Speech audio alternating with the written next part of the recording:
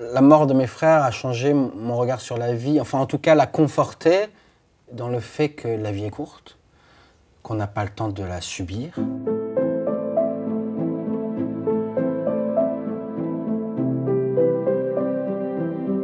Je m'appelle Grégoire, je suis auteur, compositeur, interprète et papa de 2 enfants, marié, beau-père de 3 enfants, et ça c'est l'essentiel en fait. Je pense que la cérémonie, je pense que d'accompagner quelqu'un quand il nous quitte, c'est très important.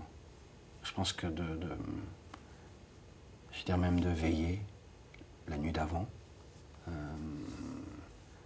je pense que c'est très important. Parce que c'est le moment où justement on casse le tabou, c'est le moment où avec tout le monde on en parle, on se remémore les bons souvenirs. Souvent d'ailleurs, j'allais dire, les jours d'enterrement, c'est souvent des moments qui finissent de manière très heureuse. Le soir, on se retrouve tous ensemble, on évoque les souvenirs. Et je pense que tout ça, ce moment-là est très important. Ensuite, la répétition, c'est-à-dire de commémorer les anniversaires. Je pense que de toute façon, pendant 1 an, on est obligé, il y a toujours 1 an où on revit les moments. Il y a, je sais pas, les fêtes de fin d'année, où la personne n'est pas là, le premier anniversaire de sa naissance où il n'est pas là, les vœux, où on se dit tiens, et puis son numéro ne sert entre guillemets plus à rien. Enfin, toutes ces choses-là, il y a tout ce moment-là, il y a toute une année, jusqu'au premier anniversaire de deuil, qui est très importante aussi, pour avancer, qui est la plus difficile, je pense. Mais ensuite, après, j'allais dire tous les ans, se dire tiens, on va faire un anniversaire, on va y penser, etc. Moi, j'ai pas besoin d'une date pour y penser. Moi, j'y pense tous les jours. Ça m'accompagne en permanence, ils sont sur mes murs. Il n'y a pas que, il y a des vivants, il y a toute ma vie. Souvent, quand je fais un enterrement, même de gens que je connais peu, j'ai tendance à les prendre à bras le corps, parce que je pense que c'est important à ce moment-là. Et souvent, des gens qui m'ont marqué, je me souviens de quelqu'un que je ne connaissais pas du tout, à la mort de mon second frère, et on n'avait aucune raison de se croiser, et quand il m'a croisé, il m'a pris dans les bras, il m'a serré comme on m'a rarement serré. Et cette personne-là, quand il nous a quittés, moi, c'était l'un des enterrements où j'ai le plus pleuré, par exemple, alors que je ne l'ai jamais vu, presque, à part de loin dans la rue,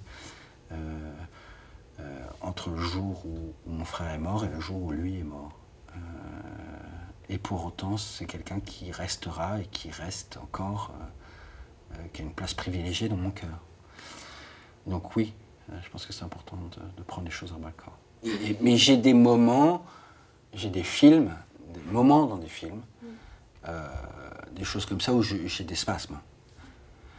C'est-à-dire qu'on croit toujours avoir surmonté quelque chose et à un moment, ça peut être une chanson, ça peut être n'importe quoi et ça devient vertigineux. Mais en même temps, fait tellement de bien aussi. Parce que je sais que même si j'ai apprivoisé le deuil, même si c'est quelque chose que je connais, même si j'ai l'impression d'être pas spécialiste de la mort, pas du tout, mais que c'est un sujet que je domine, que je maîtrise, où j'ai beaucoup moins d'angoisse que d'autres, je sais que ça vous chope comme ça, en fait, ce moment de détresse, ce moment de se dire mais pourquoi il n'est pas là, de s'arrêter, d'être dans ce questionnement. J'ai envie de dire absurde, mais c'est une fatalité. C'est comme ça, on n'y changera rien. Donc on a beau taper contre le mur, on a beau faire tout et n'importe quoi, il faut l'accepter, il faut l'admettre et il faut avancer avec.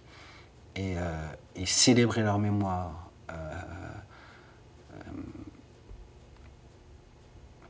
Je me dis que s'ils m'aimaient, ils ne voudraient pas que je sois là à pleurer tous les jours. Donc, en me projetant mort, d'une certaine manière, j'essaye d'imaginer ce que je souhaiterais aux vivants et je pense que mes morts me souhaitent la même chose. Donc rester en vie et la vivre intensément et l'aimer et en faire la plus belle possible. Je pense que c'est la chance qu'on a dans la mort, en fait, dans le fait de rencontrer un drame pareil. C'est de prendre conscience de cette fragilité. Il faut voir quelque chose de positif dans toutes les choses négatives. Et vraiment le plus positif là-dedans, c'est de se rendre compte que la vie est fragile, qu'elle peut s'arrêter du jour au lendemain et qu'il faut la rendre belle et encore plus belle tous les jours.